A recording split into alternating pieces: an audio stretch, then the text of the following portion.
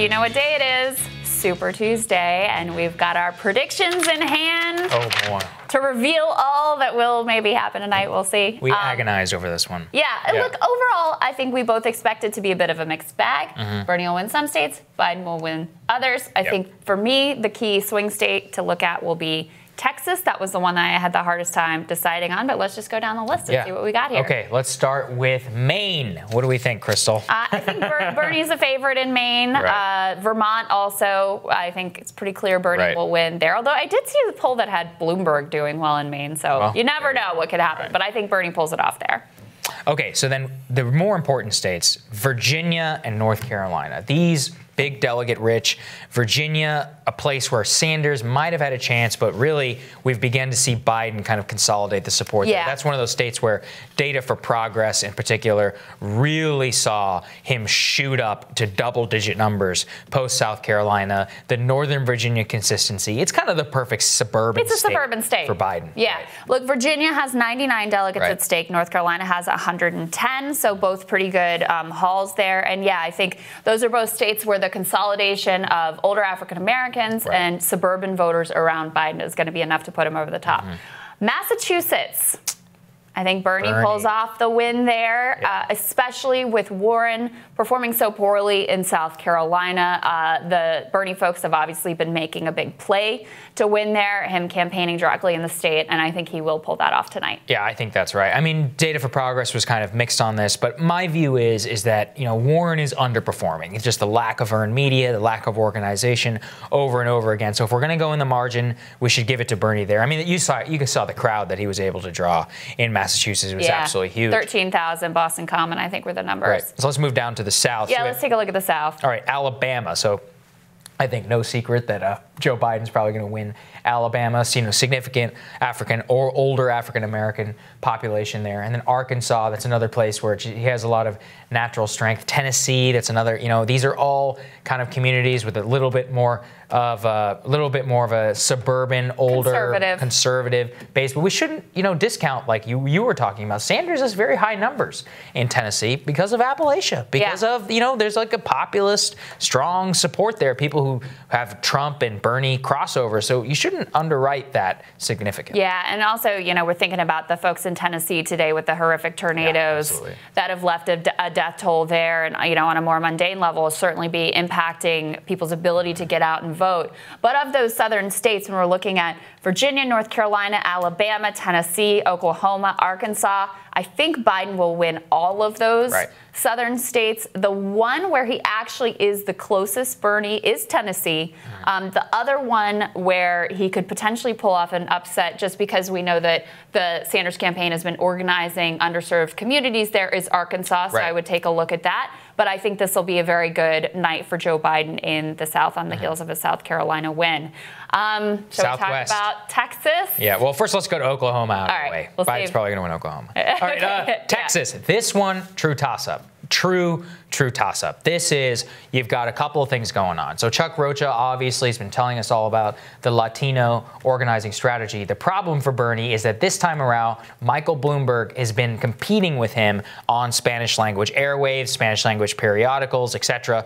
And he's purchased quite a bit of professional organization.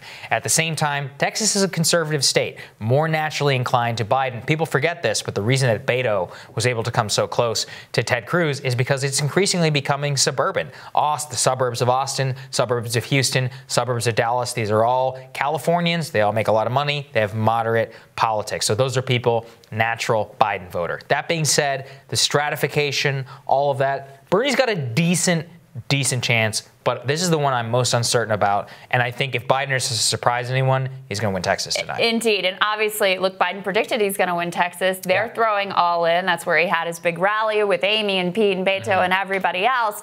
However, because there's a big early vote there, and because we know that the Sanders team has been incredibly organized on the ground, I think Latinos show up for Bernie to give him the win in Texas tonight. Placing my bet on Chuck Rocha and the brown wall strategy that he's had in place from the very beginning. Because so far, look, we saw what happened in Nevada.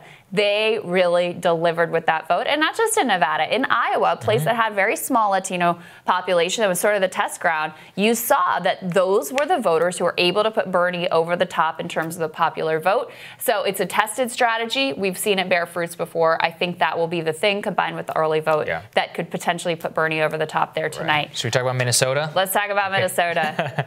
I think Bernie's going to win there, right? I mean, Amy Klobuchar, internal tracking poll, had her winning Minnesota before she dropped out to endorse Biden. And now, though, she did have Sanders at a significant number 2. I think he's probably going to run away with the state. It's a natural constituency. It's a good state for Bernie. I don't know that he's going to run away with it, but I think he has the edge there with Klobuchar out now. The path is pretty clear, and I don't know that Biden has made too much of an effort even in the state.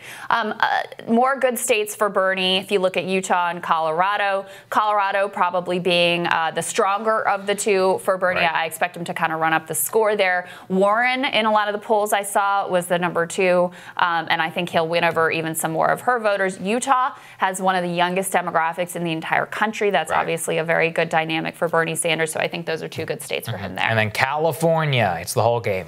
We both think Sanders is going to win. As always, and we're going to be saying this so much tonight, the question is all about how many people cross the 15% threshold in order to score delegates. It's a process game now. That's what we're watching more than anything. I'm not even really looking at Sanders' victory anymore. I'm looking at Biden, Warren, and Bloomberg. What are the margins? Yeah, that's exactly right. 415 delegates at stake in California. So you can't compare that to like a Virginia that has 99, which is still a fairly big state, or an Alabama that has 52, or an Arkansas that has 31. You put all those together, you still don't get to the number of delegates that are at stake in California. So yeah, the margin's going to matter. Number of candidates over 15 points. And also remember, as we've been reminding you, those results are going to come in slow because they have a big early vote. They have vote by mail.